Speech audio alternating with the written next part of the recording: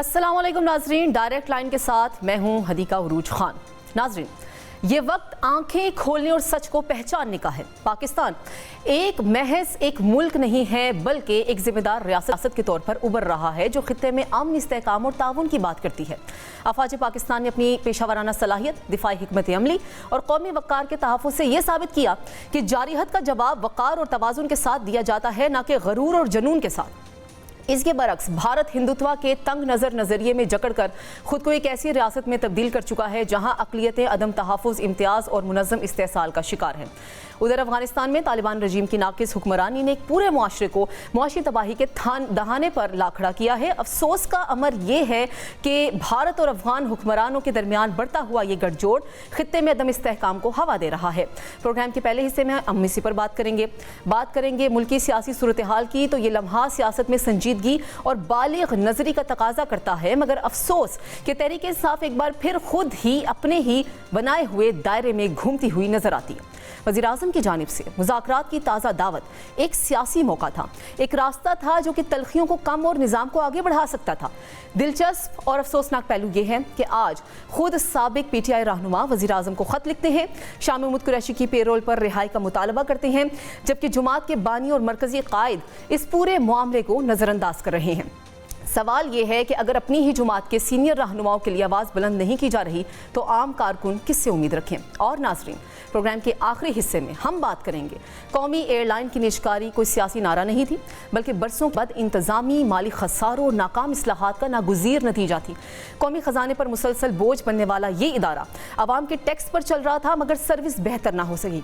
अब सवाल ये नहीं है कि निष्कारी क्यों की गई है, बल्कि ये है कि इतनी देर क्यों की गई है। इसी पर बात करने के लिए पैनल में आज हमारे साथ मौजूद होंगे सज्जाद मीर साहब, ब्रिगेडियर हारिस नवाज साहब और आमिर खाकवानी साहब। आप सबका बहुत शुक्रिया इस प्रोग्राम को ज्वाइन करने के लिए। सज्जाद साहब, सबसे पहले आपकी तरफ आऊँगी। USA टुडे और फाइनेंशियल टाइम्स पाकिस्तान की मईशत की तारीफ करती है। दूसरी जानिब 273वें कोर कमांडर कॉन्फ्रेंस हुई है जिसमें सिपा सालार ने दहशतगर्दी को और दहशतगर्दों को एक दफ़ा फिर से वार्निंग दे दी है, गजा में जंग बंदी का मुतालबा किया, कौमी यकजहती की बात की और ट्रंप बार बार सिपा सालार की तारीफ कर रहे हैं। कैसे देखते हैं आप इस सबको? देखें जी, एतराज़ात तो बहुत हो रहे हैं। कहा जा रहा है कि मईशत की बहुत कम है, वो तेजी से आगे नहीं बढ़ रही। ये बातें दुरुस्त हैं, लेकिन इसकी वजह क्या है? आपकी मईशत जो थी डिफॉल्ट के किनारे पहुंची हुई, उसमें कोई शक नहीं है। आप उससे कैसे निकले? आपको जकड़ लिया गया था। आप उससे कैसे निकले? मेहनत कैसे की गई? लोगों ने कितनी एफर्ट की? ये एक पूरी कहानी है जो कोई एक संजीदा तजिया नगारा करेगा तो बयान कर सकता है। लोग अभी खुश नहीं है क्योंकि महंगाई तो वैसी है। अच्छा। लोग इसलिए भी खुश नहीं है कि उनको अभी वो चीजें नहीं मिल रही जो वो हासिल करना चाहते हैं। लेकिन ये एज ए नेशन कई साल से हमारे गुनाहों का असर है जो हम भुगत रहे हैं। एक हुकूमत से दूसरी हुकूमत, दूसरी से तीसरी हुकूमत, किसी हुकूमत ने भी उस तरह डिलीवर नहीं किया या उस तरह हमारे यहाँ इस्तेकाम नहीं आया, उससे इस्तदलाल नहीं चला, हम एक लाइन पर नहीं चल सके जिसके नतीजे के तौर पर हमारी मईशत खराब होती है।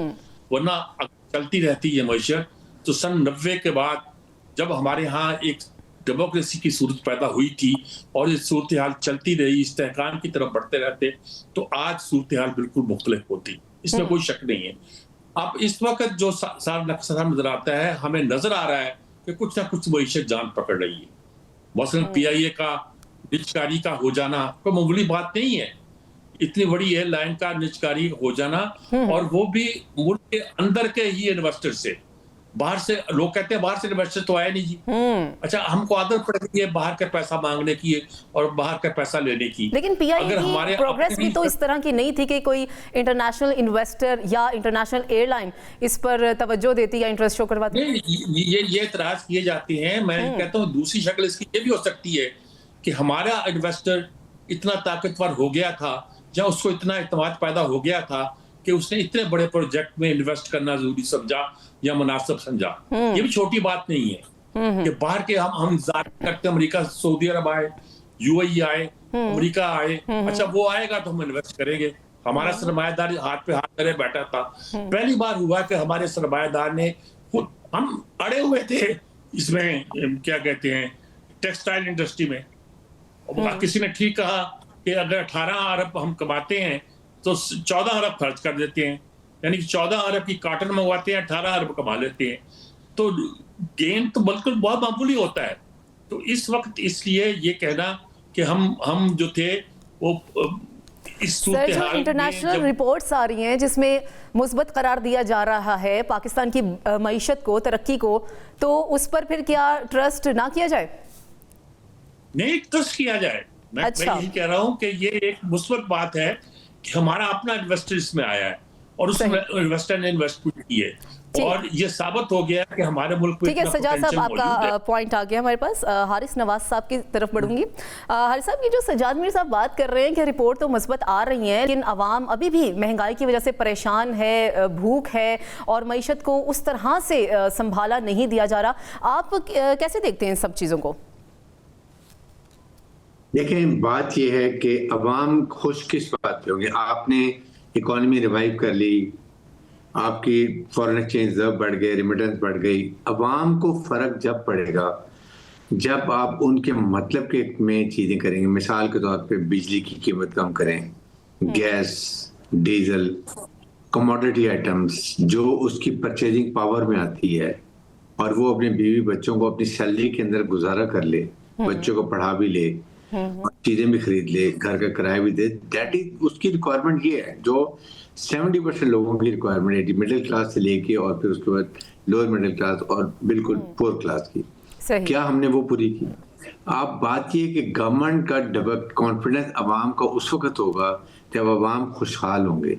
अवाम खुशहाल होंगे so they will develop confidence into the government. और फिर ये जो स्ट्रीट पावर होती है, जो डिफरेंट सोशल मीडिया की बातें हैं, they will all forget, they will never listen to it. जब मेरा घर ठीक है, एक जवान बच्चे को जॉब मिल गई है ग्रेजुएशन के बाद, वो अपने माँ बाप का ख्याल भी कर सकता है, बहन की शादी भी कर सकता है, भाई की तालीम भी कर सकता है। He will never look right and left. वो क्यों जाएगा स्ट्रीट के अंदर? Idle mind is a devil's mind.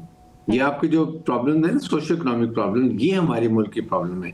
अवाम के लिए ये करना है जिसको हम नहीं एड्रेस कर रहे हैं। आप कह रहे हैं लैपटॉप दे रहे हैं, बिल्कुल दें, सब कुछ चीजें दें, करते रहे। अवाम को महंगाई से दूर करें। महंगाई ये एक बेच, और उसके बाद आपकी ये बिल्कुल पीआई की बहुत अच्छी निशारी की जा रही है।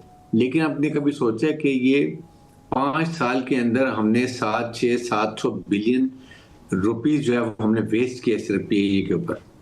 आप हमने पहले क्यों नहीं की? अभी भी आपकी बताएं 1000 आप भी कह रहे हैं कि कितने बिलियंस रुपए हमने वेस्ट कर दिए, तो उससे बेहतर तो यही था कि ये काम हो जाए। आप अब देखें ना, 1000 अरब आप एक साल में ये पीआईए, रेलवे, उसके बाद आपकी स्टील मिल, ये लोगों को इन चीजों को, स्टेट कॉर्पोरेशन, बाकी छोटी चीजें आप चलाने के लगा रहे, खर्च कर रहे हैं। ये आवाम के ऊपर लगाएं, डेवलपमेंट पे लगाएं। आप प्राइवेटाइज क्यों नहीं करते हैं? प्राइवेटाइज करेंगे आप, अगर उसमें 30% शेयर भी रखते हैं तो आपको एक तो उससे प्राइवेट से आपको पैसा भी आना शुरू हो जाएगा और ये पैसा बढ़ जाएगा। लेकिन सर, जो इंटरनेशनल रिपोर्ट्स आ रही हैं, अगर हम उसकी बात करें तो उसमें तो मुस्बत आ रहा है सब कुछ, तो क्या वो जो इंटरनेशनल रिपोर्ट्स हैं, क्या वो इन चीज़ों को नहीं देखते? क्या कि एक मुल्क की अगर मईशत संभल भी रही है तो क्या उसकी आवाम इस वक्त सफ़र कर रही है या उन्हें कोई रिलीफ मिल रहा है? देखें, बाहर की स्टडीज होती है ना, वो मैक्रो लेवल की होती हैं, वो माइक्रो लेवल की नहीं होती है स्टडीज। बात ये है, अवाम को फर्क पड़ेगा जब उनकी जो हालात जिंदगी बेहतर होंगी, सड़कें ठीक होंगी, गैस उनको मिलेगी, वो बेचारे बीवी बच्चों का ख्याल कर सके, खुशहाल घराना। That is matter the more, जो हम नहीं करते हैं। आपको पता है एक साल में एफबीआर के अंदर अभी भी 3000 से 4000 अरब रुपया वेस्ट होता है। Income tax, sale tax, custom. क्या हमने उसको ठीक कर लिया? नहीं किया। आपने वही टैक्स और बढ़ाते जा रहे हैं, आपने नेट ब्रॉड बेस नहीं कर सके। प्रॉब्लम ये आपकी सैलरीड क्लास सबसे ज्यादा टैक्स देती है, मुझे बताइए, और फौजी फाउंडेशन, आर्मी की ऑर्गेनाइजेशन वो देती हैं। आपके जो बड़े बड़े बिलियन रन कर रहे हैं, देखिए वो टैक्स कितना देते हैं। ठीक है सर, आपका पॉइंट आ गया है। खाकवानी साहब की जानिब बढ़ना चाहूंगी। सर, जो सज्जाद मीर साहब बात कर रहे हैं, हारिस नवाज साहब बात कर रहे हैं कि इंटरनेशनल रिपोर्ट्स तो आ रही हैं, लेकिन उसके बावजूद आवाम क्यों सफ़र कर रही है? अगर मुल्की मईशत को संभाला मिल गया है तो सैलरीड क्लास सिर्फ उनकी सैलरी इसी चीज़ पर क्यों जा रही है कि बस वो बिल्स पे कर रहे हैं, इसके अलावा उनका कोई ब्राइट फ्यूचर नहीं है उस सैलरी के ऊपर? देखें, इस सवाल का जवाब तो हुकूमत को देना चाहिए ना, जब वो दावे कर रहे हैं कि मईशत संभल गई है, चीजें बेहतर हो गई हैं, तो आवाम की मुश्किलें क्यों नहीं कम हो रही। अच्छा, लेकिन मैं एक बात बताऊं, सिर्फ ऐसा नहीं है, इस वक्त कंसर्न सिर्फ ये नहीं है कि आवाम खुश नहीं है, कंसर्न ये है कि मईशत के संभलने के इशारे यकीनन हैं, वो जो डिफॉल्ट की पोजीशन थी वो नहीं है, लेकिन अभी भी कई चीजें हैं बहुत सीरियस हैं। मसलन मिसाल के तौर पे एक्सपोर्ट नहीं बढ़ रही, एक्सपोर्ट जब तक नहीं बढ़ेगी, हमारी इंपोर्ट्स बढ़ रही हैं, इंपोर्ट में मजीद इजाफा हुआ है, एक्सपोर्ट हमारी इजाफा नहीं हो रहा। इवन बल्कि हम 2-3 साल पहले एक्सपोर्ट के जिस हम टारगेट पे पहुंचे थे, अब उससे भी नीचे आ चुके हैं। मेरा ख्याल है कि 32 अरब डॉलर के करीब है, जबकि ये 34 से ऊपर चली गई थी। एक्सपोर्ट जब तक नहीं बढ़ेगी, और सबसे देखें अहम मसला ये है कि हमारा ट्रेड ये डेफिसिट जो है ये बहुत ज्यादा है, 15 अरब डॉलर ये रेमिटेंसेज मिला मुलूक अगर वो ना हो तो फिर तक बिल्कुल ही हमारा बिल्कुल बट्ठा बैठ जाए। इसके बावजूद भी फर्क बहुत बड़ा है, बीच में बड़ा फर्क है। जब तक हम अपनी एक्सपोर्ट नहीं बढ़ाएंगे या एक्सपोर्ट में खादर का इजाफा नहीं हो जाएगा और इंपोर्ट्स में कमी या कंट्रोल या इस तरह की चीजें जब तक खुद कफील ना हो जाए, खासतौर पर एनर्जी के हवाले से हमारी ये बहुत ज्यादा हमारा उसमें एक्सपोर्ट में इंपोर्ट पे लग रहा है, तो ये एक बड़ा सीरियस कंसर्न है। ये फिर मसला तो ये रहता है, ये बैलेंस ऑफ पेमेंट का इशू तो रहेगा। ठीक है कि हमारे रेमिटेंसीज बढ़ी हैं बोझ है, लेकिन वो रेमिटेंस बढ़ने की और वजूहत होती हैं, और साथ ही इसका फॉरेन रिजर्व भी कुछ बड़ा है, लेकिन वो बहरहाल वो इतना नहीं है कि वो उस डेफिसिट को एक साल में खा सकते हैं। अब हमें मुसलसल कर्जे क्यों लेने पड़ रहे हैं, सवाल तो ये भी है ना। अब पिछले 2 सालों में भी हम लोन तो ले ही जा रहे हैं, कर्जे तो हम ले ही जा रहे हैं। हम खुश होकर ऐलान करते हैं कि जी Asian Development Bank, even IMF भी लोन प्रोग्राम ही है ना।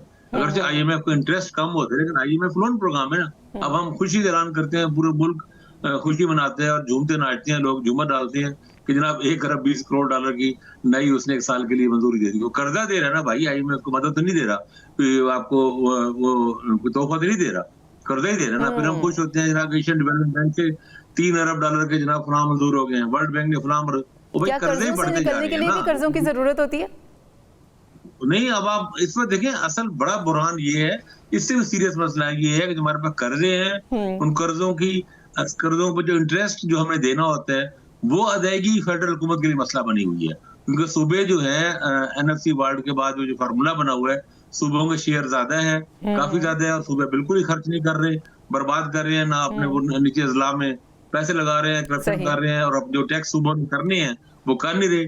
तो वफाक के लिए, और ये बहुत ही सीरियस पोजीशन होती है कि जब आपके पास कर्जे तो आपने कहाँ से अदा करने हैं, कर्जों का जो सूद अदा करना है, इंटरेस्ट जो अदायगी, उसके लिए आपके पास पैसे ना हो और आपके लिए मुश्किल हो रही हो कि आप किस तरह मैनेज करें। तो ये सूरत हाल मतलब ये नहीं है कि आप कहें कि मईशत संभल गई है, सही मईशत संभल गई, ये सूरत हाल नहीं है। सजाद मीर साहब, अफगानिस्तान और भारत का जो गठजोड़ सामने आ रहा है, सिर्फ पाकिस्तान में ही नहीं बल्कि हम पूरी दुनिया में देखते हैं, जिस मुल्क में कोई भी दहशतगर्दी होती है उसकी तहकीकात होती हैं, उसके पीछे भारत का हाथ निकलता है, अफगानिस्तान का हाथ निकलता है। ये सिर्फ इस खित्ते के लिए नहीं, भारत बल्कि पूरी दुनिया के लिए अब एक अलार्मिंग सिचुएशन क्रिएट कर रहा है दहशतगर्दी के हवाले से। नहीं, आप ठीक कह रही हैं, लेकिन मैं एक बात की वजाहत करना चाहता हूं कि मेरी बात को शायद गलत समझा गया। मैंने ये नहीं कहा कि मईशत खराब है, मैंने कहा कि मईशत के समरात अभी अवाम तक नहीं पहुंचे। ओके। और अगर दुनिया ये कह रही है, दुनिया के तजिया नगार ये कह रहे हैं, बड़े बड़े अखबार ये लिख रहे हैं कि पाकिस्तान की मईशत ने एक बेहतर रुख इख्तियार किया है, तो गलत नहीं कह रहे। अच्छा। इसमें कोई शक नहीं है कि पाकिस्तान की जो मईशत है, अब PI की निजकारी होने के बाद आपको नजर आएगा, आपको UAE के आ रहे हैं और सऊदी अरब से भी आए, आपको नजर आएगा लोग इन्वेस्ट कर रहे हैं पाकिस्तान। अगले साल आपकी लोगों को आपको इन्वेस्टमेंट करते नजर आएंगे, और इन्वेस्टमेंट करने के साथ ही आपका जो लोकल इन्वेस्टर है उसकी भी आंखें खुलेगी कि भाई अगर मैंने आगे नहीं आया, मैंने कुछ काम नहीं किया, तो दुनिया बहुत आगे निकल जाएगी।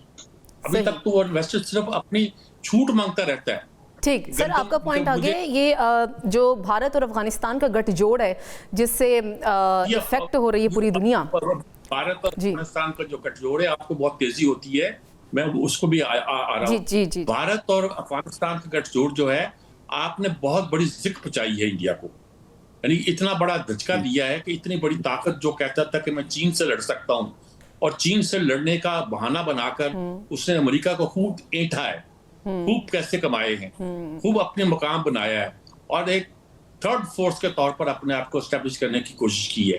वो ड्राम से नीचे आ गया है। आपने साबित कर दिया कि हम इंडिया से बहुत छोटा मुल्क सही, लेकिन हमने उनकी ऐसी पिटाई की है, ऐसी धूल छुटाई है कि वो सारी उम्र याद करेगा।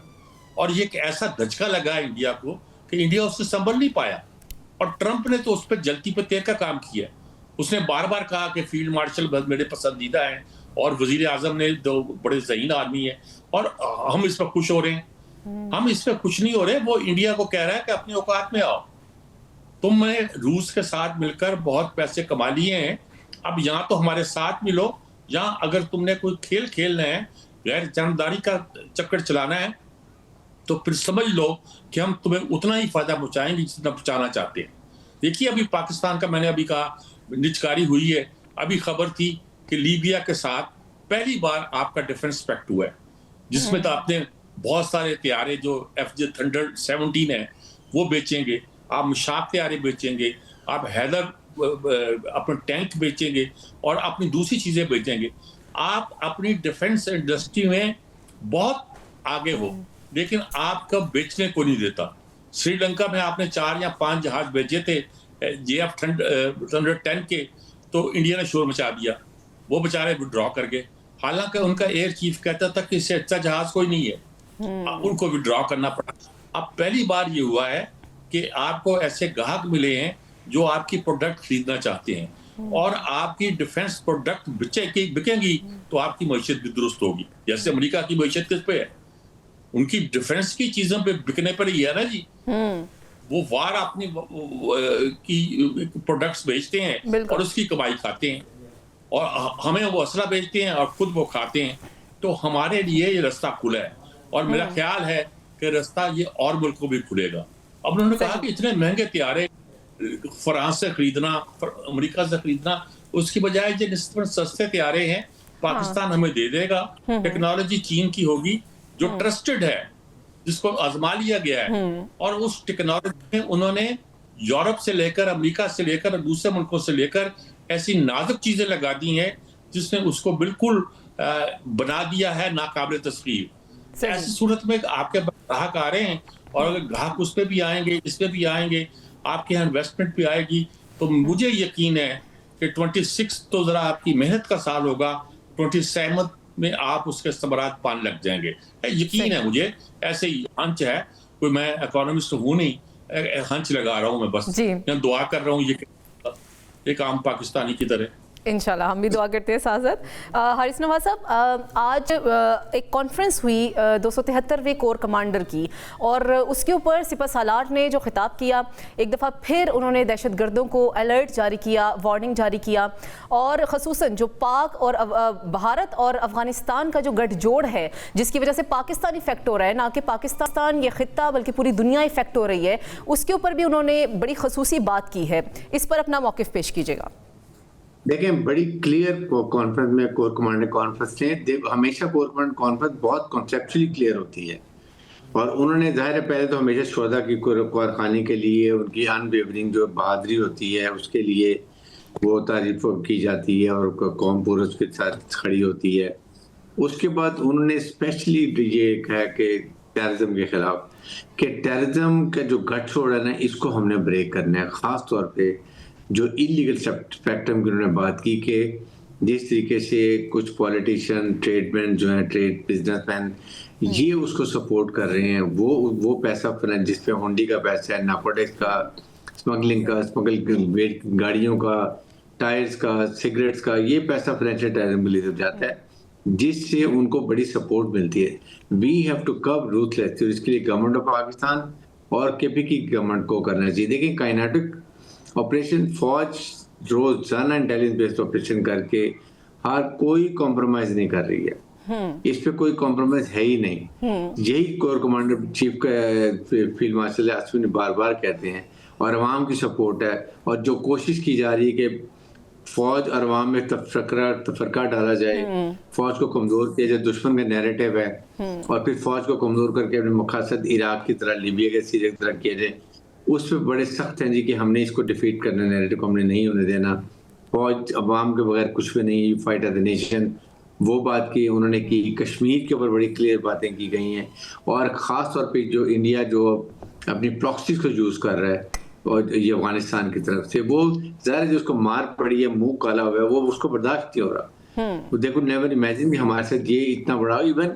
अमेरिकन परेशान हैरान है कि पाकिस्तान ने इतने बड़े मुल्क को 6 से 8 घंटे में कैसे शिकस्त दी है। लेकिन भारत तो इतना ट्रिगर हो गया है कि वो इस खित्ते के अलावा पूरी दुनिया में ही दहशतगर्दी करना शुरू हो गया, और जब तहकीकात में पता चलता है कि भारत है तो उससे पहले ही पाकिस्तान पे इल्जाम लगाना शुरू हो जाता है। जब भारत की तहकीकात में उनका नाम सामने आता है तब भी वो ढिठाई का जो है मुजाहिरा करते हैं। लेकिन आपने देखा कि अभी दुनिया ने समझ लिया कि India is a global terrorist country. Canada में देख लें, बिल्कुल, अमेरिका में देखें, पाकिस्तान देखें, बांग्लादेश देखें अभी क्या उसने किया, उसके बाद आप श्रीलंका देख लें, फिर सिडनी में क्या कर रहे हैं, बरतानिया में क्या किया, एवरीवेयर। ये अभी ये जो नेक्स्ट जब निकला सिडनी का जो रॉक और दाइश का, ये अभी आपको पता चलेगा क्या इनका जोन है।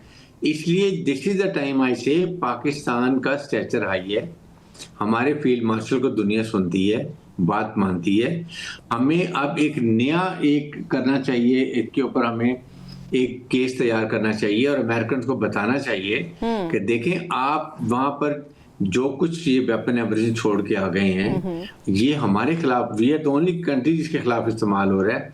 आप उसको पैसा भी दे रहे हैं, वो $40 मिलियन पर वीक दे रहे हैं, वो भी वो दबा के जैसे कूट रहे हैं, अवाम को कोई फायदा हो नहीं रहा।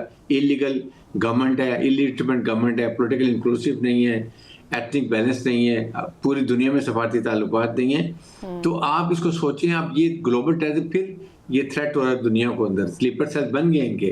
तो ये अगर हम इसको समझाएं और फिर हम ये कहें या तो हमें मिलिट्री सपोर्ट दें, मैचिंग जो आप छोड़ के गए हैं हमें अब APC दे दें, नाइट फाइटिंग हेलीकॉप्टर दें, आप हमें नाइट विंग डिवाइसेस दें ताकि we match sort them out, we are capable.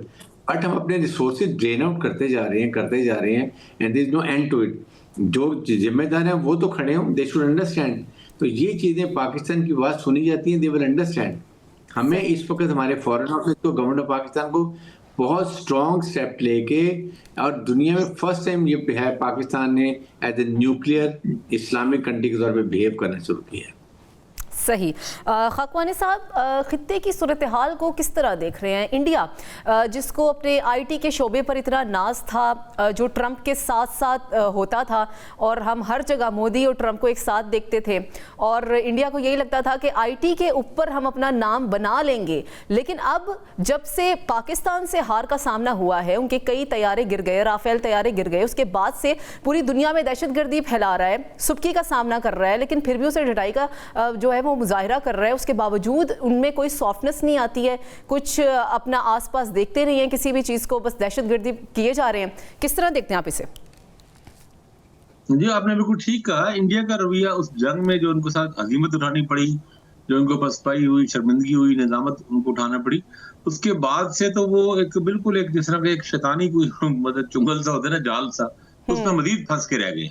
उनको समझ नहीं आ रही कि करें क्या। और अब जो खतरनाक सूरत हाल बन रही है वो प्रॉक्सी वॉर की तरफ पोशीदा से जा रहे हैं। अफगानिस्तान का आपने इशारा किया कि वो एक वाकई एक बहुत ही सीरियस सूरत हाल पैदा हो चुकी है। और मैं यहाँ भी कहना चाहूंगा अफगानिस्तान के हवाले से, पाकिस्तान में इस वक्त ये बहुत जरूरी है कुछ चीजों को क्लियर किया जाए। मतलब अफगानिस्तान के हवाले से हमें अपना नैरेटिव जो है, बाहर तो खैर दुनिया में अभी ब्रिगेडियर साहब ने कहा तो ठीक कहा कि दुनिया भर में लोगों को, अपने वफूद को और डिप्लोमेट्स को एक्टिव करना चाहिए ताकि पाकिस्तान का मौका क्लियर हो। लेकिन मुल्क के अंदर भी मुझे लगता है बहुत जरूरी है।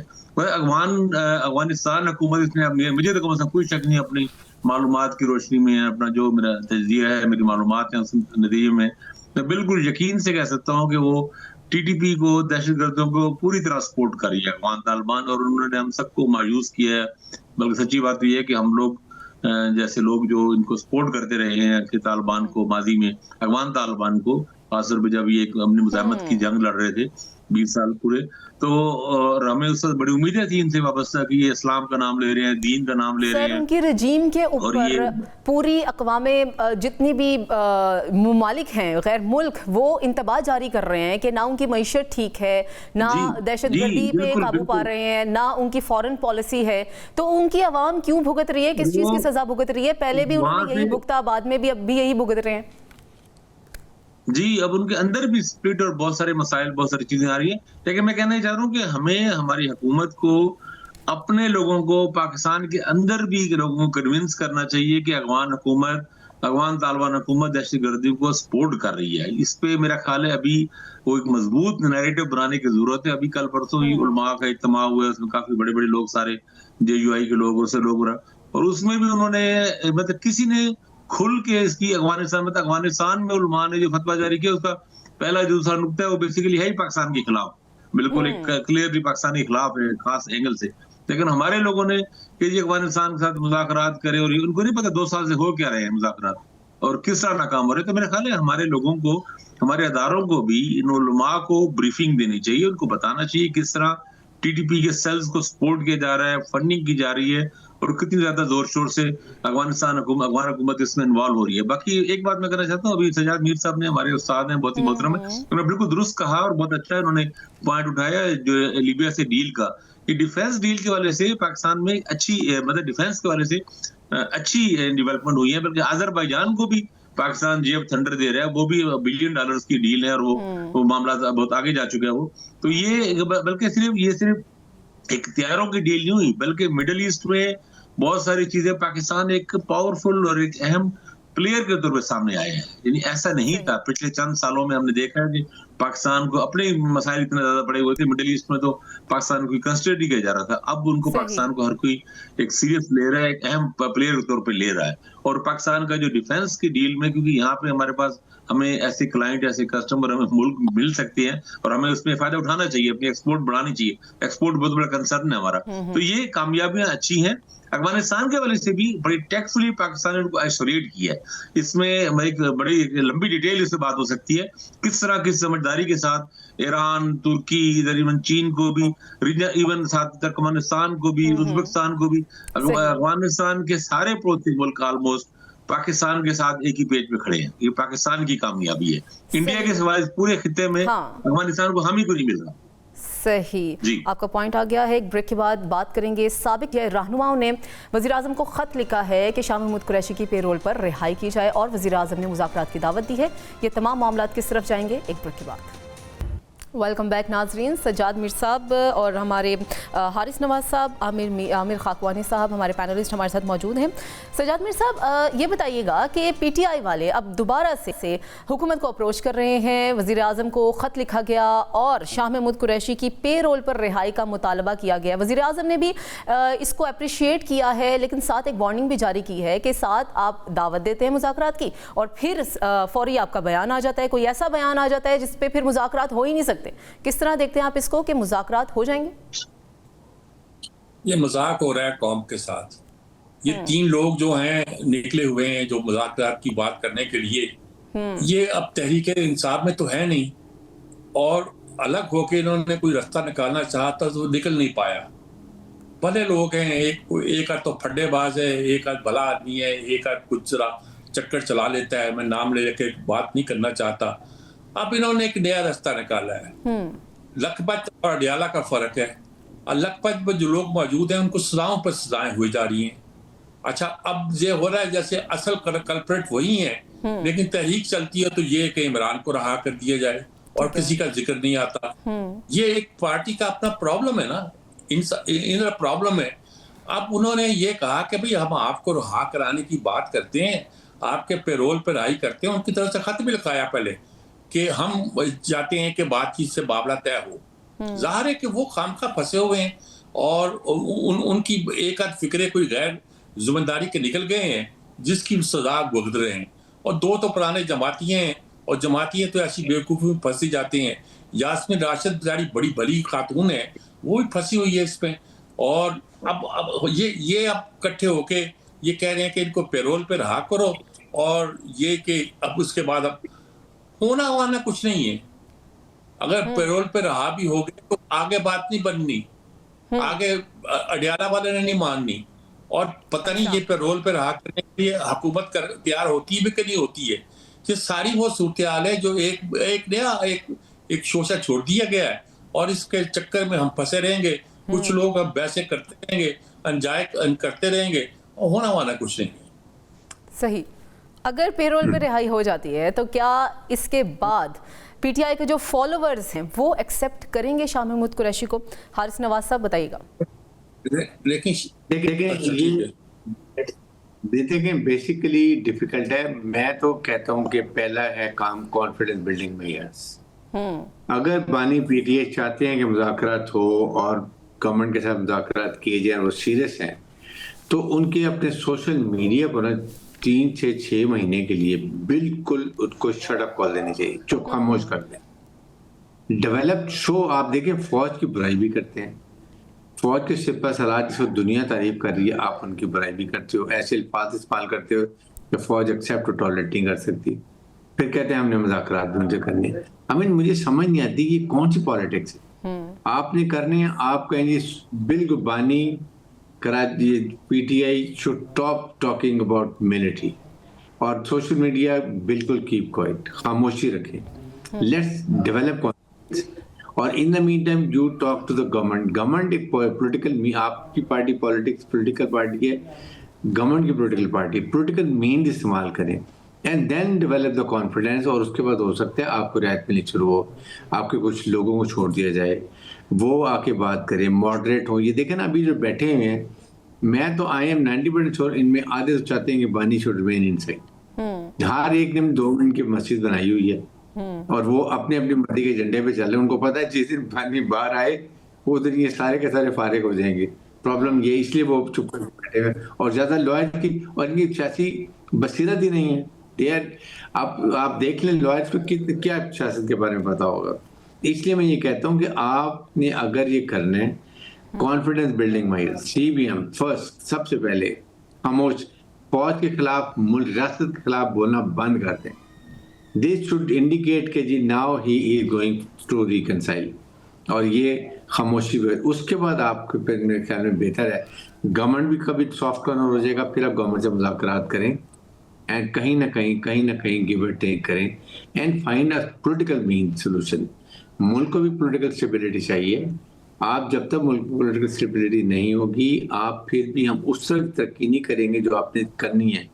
We want to take off like a rocket, वो उस वक्त करेंगे जब आपने हर एक पूरी कौम इकट्ठी हो और दुनिया को पता चले कि टेररिज्म के खिलाफ और मुल्क में इकोनॉमी को रिवाइवल करने की पूरी कौम इकट्ठी हुई। That is the most important. सही। खाकवानी साहब बताइएगा कि अगर पॉलिटिकल मुज़ाकरात करने हों, क्या ये तौर तरीके होते हैं जो पीटीआई के है, जो पीटीआई का बिहेवियर है, जो एटीट्यूड है, और इनके जो अपने अंदरूनी भी इख्तलाफात चल रहे हैं, उस पर भी अपना कमेंट दीजिएगा। देखें, ये जो पीटीआई के जो एक्स रहनुमा हैं, इनके खत को तो आप पीटीआई के खाते में नहीं डाल सकते ना। इनका तो तहरीक इंसाफ से कोई ताल्लुक ही नहीं है। तहरीक इंसाफ ने इनको, ये खुद निकल गए हैं और तहरीक इंसाफ ने इनको अबंडन कर दिया है। और मेरा ख्याल है तहरीक इंसाफ के अंदर बहुत ही सख्त किस्म की, शदीद किस्म की नफरत है इन लोगों के लिए, खास तौर पर ये जो 2-3 लोग शुरू में देने की। किसकी ईमा पर किया जा रहा है? अपने तौर पर किया जा रहा है। या तो तहरीक इंसाफ को तोड़ने की कोशिश कर रहे हैं कि तहरीक इंसाफ का ग्रुप बनाया जाए, शामत कुरैशी को बाहर लाके ग्रुप बनाया जाए। नहीं, आप देखें ना, तहरीक इंसाफ में जो बंदा तहरीक इंसाफ में है ही नहीं, जिसने तहरीक इंसाफ को डैमेज किया है, जो तहरीक इंसाफ को मुश्किल वक्त पड़ती सबसे पहले निकल गया है, और जो तहरीक इंसाफ के अंदर तहरीक इंसाफ के कायद और उनके रहनुमा और उनकी कारकुन उससे सख्त नफरत करते हैं, वो तहरीक इंसाफ की तर्जुमानी कैसे करेंगे? आप खुद बताएं मुझे।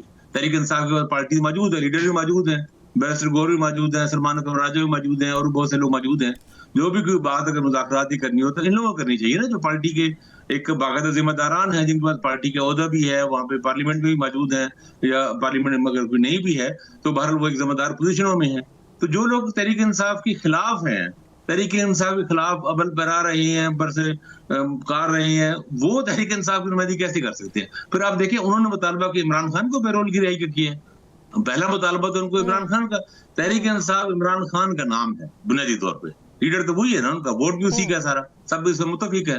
तो फिर तहरीक इंसाफ को मिलने वाला जोर दिया जा रहा है, जबकि पता है कि पीटीआई के जो फॉलोअर्स हैं वो भी उन्हें उस तरह एक्सेप्ट नहीं करेंगे अगर वो आके लीडरशिप को संभालते हैं।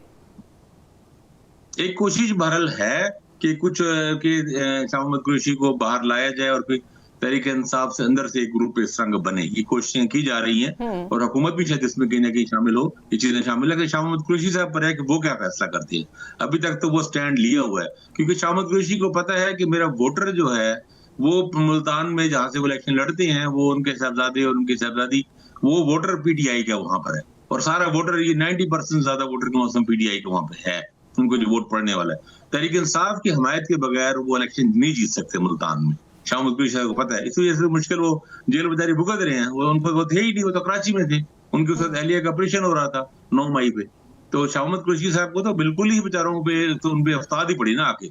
और वो खान साहब की ज़ाहिर पॉलिसियों की वजह से, अच्छी है बुरी जो भी गलत पॉलिसी है। देखिए तहरीक इंसाफ की डायलेमा है, 2-3 बड़े इश्यूज हैं उनके। एक तो वो कि इस मामले को इतना आगे बढ़ा चुके हैं, हकीकी आजादी और क्या क्या पता नहीं इतना जा चुके हैं कि अब लेकिन जब उनके लिए भी पीछे कहती है मुज़ाकरात का, हुकूमत तो मानती है इस बात को कि ठीक है हम मुज़ाकरात करेंगे, अभी भी अप्रिशिएट किया गया है, लेकिन फिर साथ ही कोई ऐसा बयान आ जाता है कि फिर उसके बाद कोई वजह ही नहीं रहती मुज़ाकरात की टेबल पे आने। अच्छा, दोनों तरफ से है। अच्छा, ये तहरीक हुकूमत की तरफ से भी प्राइम मिनिस्टर ने कहा, लेकिन फिर ख्वाजा आसिफ ऐसा बयान दे देंगे, बहुत ही सख्त सा, कोई तलाल चौधरी बयान दे देंगे, कोई और वजीर ऐसा बयान दे देगा। ऐसा नहीं है कि हुकूमत बहुत ही मुखलिस हो मुज़ाकरात में। अच्छा देखिए, फिर मुज़ाकरात भी किस चीज पे करेंगे? मतलब पीटीआई कहती है कि इलेक्शन मैंडेट इनसे चुराया गया है, तो वो मैंडेट हमें वापस मिले। हुकूमत क्या कहेगी? ऐसे मुज़ाकरात करते हैं कि हम हुकूमत से हटते हैं, आप लोग हुकूमत चलाएं। तो वो बहुत सारी एक सीरियस टकराव है चीजों का। बहरहाल कहीं ना कहीं दरमियाना रास्ता निकालना चाहिए, पीटीआई को भी निकालना चाहिए, इसलिए कि ऑप्शन बहुत कम हो गई है, ऑप्शन बची नहीं है। खासतौर पर ये 27वीं तरमीम की बातचीतें बहुत मुश्किल हो गई है। तो मेरा ख्याल है पीटीआई को कोई रास्ता निकालना चाहिए, लेकिन इमरान खान साहब की अगर एक्सेस उनकी अपने पॉलिटिकल लीडरों से मुशावरत का मौका दिया जाए तो मेरा ख्याल है खान साहब भी कोई शायद कोई बैलेंस कोई राय बना सके। कोई रास्ता तो वो बिल्कुल पीटीआई को निकालना चाहिए कि सीरियसली मुज़ाकरात हो सकें हुकूमत के साथ। ब्रेक के बाद अब हम बात करेंगे कौमी एयरलाइन की निजकारी क्यों नागुज़ीर हुई है और कौमी एयरलाइन मुसलसल खसारे में क्यों जा रही थी। एक ब्रेक के बाद नाज़रीन अब बात करेंगे ब्रेक के बाद कि पीआईए की जो निजकारी हुई है उससे आवाम को क्या फ़ायदा होगा और अभी मुल्क की मईशत जो है क्या उससे संभल पाएगी कि नहीं। सजाद साहब बताइएगा। देखिए, बात यह है कि एक ज़माना था कि मुल्क में हर चीज़ नेशनलाइज की जाती थी, कौमियाने का ज़माना था। दुनिया में वो लीडर बड़े गिने जाते थे जो कौमियाने की बात करते थे। चेंजी था, चियोन लाई था, स्कानो था, सबादियो था, नासर था, सारा एक तरह का लेफ्ट का जोर था। नेहरू था, इवन तो उस बात का जोर था। उस जमाने में हमारे यहाँ भुट्टो साहब ने हर चीज को नेशनलाइज किया, इतना नेशनलाइज किया कि एक हाथ से जान छुड़ाना भी उनके लिए मुश्किल हो गया। और उस नेशनलाइजेशन ने हमारी माइशत को इस तरह तबाह कर दिया कि आज तक उसे संभल नहीं सकी। उसके बाद लेकिन जब मार्केट थेचर आई और रेगन आए तो दुनिया में फ्री इकोनॉमी का एक कॉन्सेप्ट पैदा हुआ। एक पूरी दुनिया ने रिवर्सल लिया। हम तो कहते हैं ना कि वो ओरिजिनल थॉट है, हम सोशलिस्ट थे, हम ये थे। नहीं भाई, दुनिया बदलती है तो हम भी बदलते हैं। तो भुट्टो की बेटी ने ही प्राइवेटाइजेशन की पॉलिसी को अडॉप्ट की। नवाज शरीफ से पहले जो प्राइवेटाइजेशन की बात करनी शुरू की थी वो बेनजीर ने शुरू की थी। और उस 90s में हमने देखा है कि बेनजीर जो थी मुस्लिम कमर्शियल बैंक, अलाइड बैंक, इन बैंकों को प्राइवेटाइज करने की बात करना शुरू कर रही थी। हल्का एक आगाज भी। इस नतीजे के तौर पर अब ये तय हो गया था कि हुकूमतों का काम कारोबार करना नहीं है, तजारत करना नहीं है, सारे इदारे तबाह कर। स्टील मिल के बारे में ये कहा जाता है कि अगर उस जमाने में बिक गई होती तो हमारी जान छूट गई होती। हजारों रुपए हमने उसमें जाया कर दिए।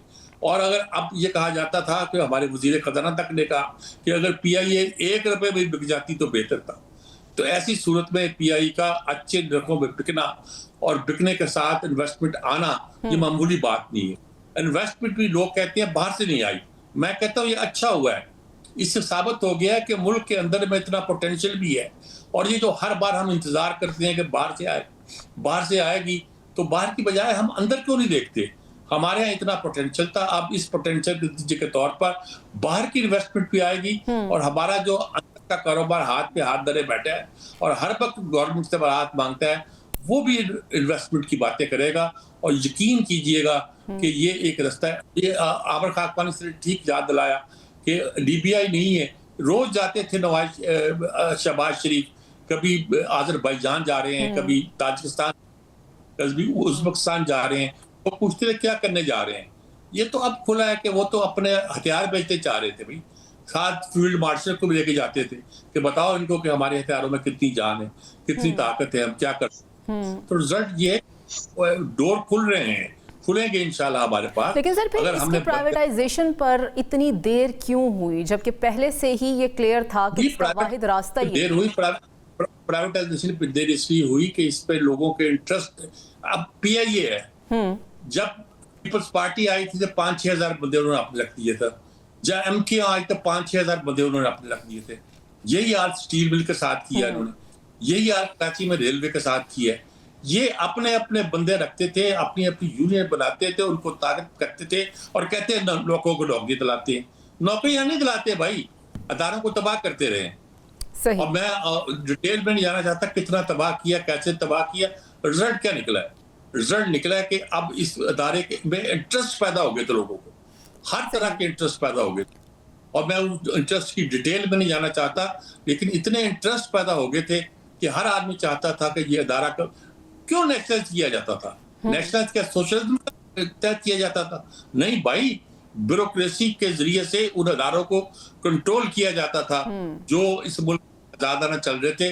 और कंट्रोल करने के बाद वो 18 ग्रेड का अफसर आके एक अदारे का एमडी लग जाता था, और अदारे का एमडी लग जाता था, सारी करता था, सियासतदानों को भी खिलाता था, खुद भी करता था, हर पूरे वसाइल उसके कंट्रोल पे होते थे। इस मुल्क के साथ ये हुआ है। अब प्राइवेटाइजेशन अमल शुरू हुआ है, अल्लाह करे कि ये कामयाब रहे और इसके नतायज वो निकले जो निकलने चाहिए थे। मासी में ऐसे नहीं निकले हैं। आपने के इलेक्ट्रिक को किया, आपने पीटीसीएल को किया, इन लोगों को किया। ये ठीक है सर, आपका पॉइंट आ गया। हारिस साहब, आप मुत्तफिक हैं सजाद मीर साहब की इस बात से 55 अरब रुपए का फायदा हुआ है पीआईए की प्राइवेटाइजेशन पर, और अवाम को इससे क्या फायदा होगा? मुल्क की मईशत में कुछ सहारा मिलेगा इससे?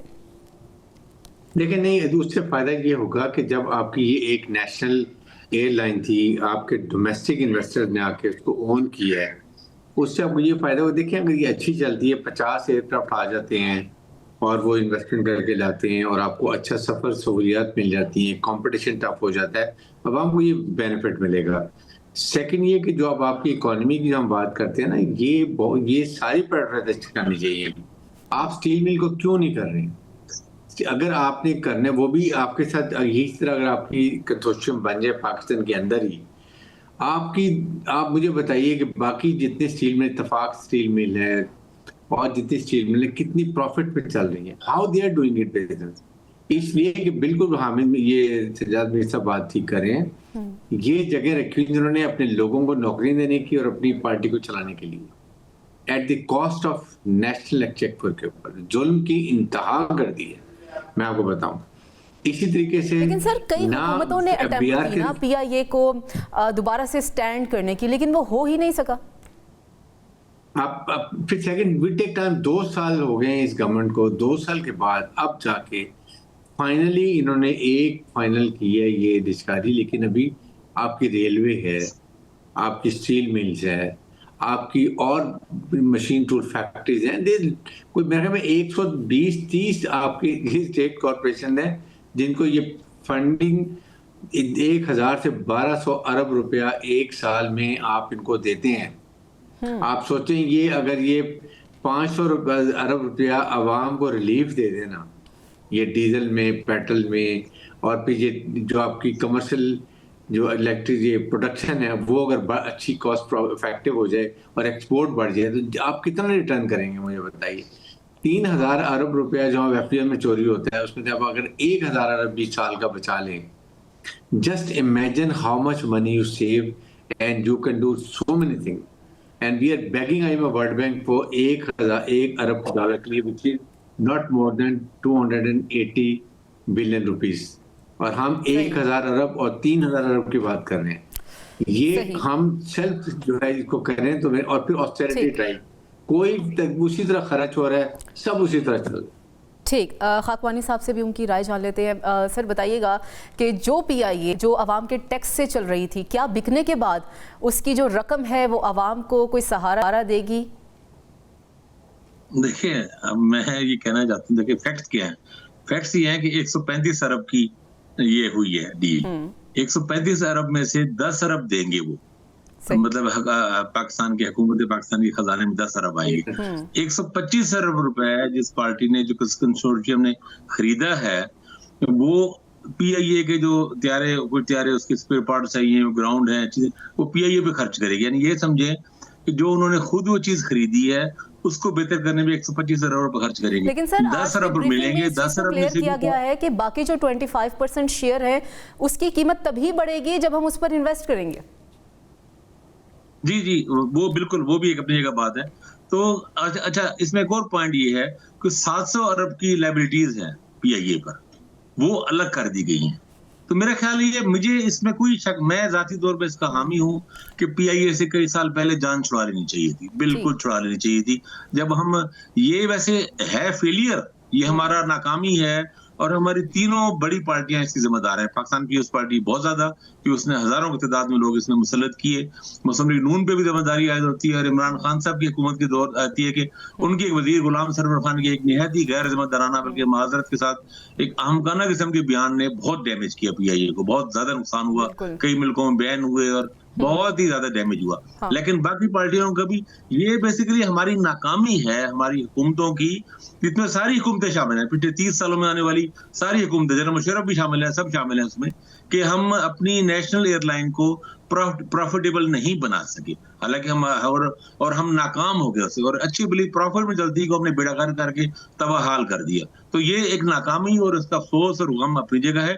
लेकिन जब हम उसे नाकाम हो गए, हमसे हो नहीं रहा, पिछले कई सालों में हमसे इससे बात करते थे, मुख्तलिफ डिस्कशन होती थी, तो कुछ लोग ये कहते थे नहीं, हमें इसको एज ए चैलेंज लेना चाहिए और बनाना चाहिए, ठीक करना चाहिए। अब हम इसने ये तो अब तो हर एक भी क्लियर है कि हम उस चैलेंज में भी नाकाम हो चुके हैं। अब तो ये है कि जो हर साल जो खर्च हो रहा था वो खर्च होने से कम से बच जाए। लेकिन ये पता हो सकता है कि कोई ये कहे कि डील थोड़ी बेहतर होनी चाहिए थी, या मसलन मिसाल के तौर पर मुझे लगता है कि जो लायबिलिटीज 700 अरब पाकिस्तान में अलग करके पाकिस्तान हमारे ऊपर ही पड़ी हुई हैं, उनका कुछ हिस्सा ही जो जिसने खरीदा है पीआईए, बहरहाल उसको एक बड़ी अपॉर्चुनिटी मिली है, और वो उस तरह की कीमत तो नहीं होती कि जितनी उसकी बनते हैं, इसके तो बहुत ज्यादा चीजें हैं, लेकिन बहरहाल कुछ लायबिलिटी का हिस्सा उनके खाते में बढ़ जाता है। लेकिन मेरा ख्याल है कि उसके लिए तैयार नहीं हो रहा था लायबिलिटीज का बढ़ना उठाने के लिए। तो बहरहाल ओवरऑल चीजों को देखना चाहिए, ओवरऑल चीजों को देखना चाहिए। अपने मेहमानों का शुक्रिया अदा करूंगी। आज के प्रोग्राम का वक्त खत्म हुआ है, आपसे मुलाकात होगी अब कल। मुझे नहीं इजाजत, अल्लाह हाफिज।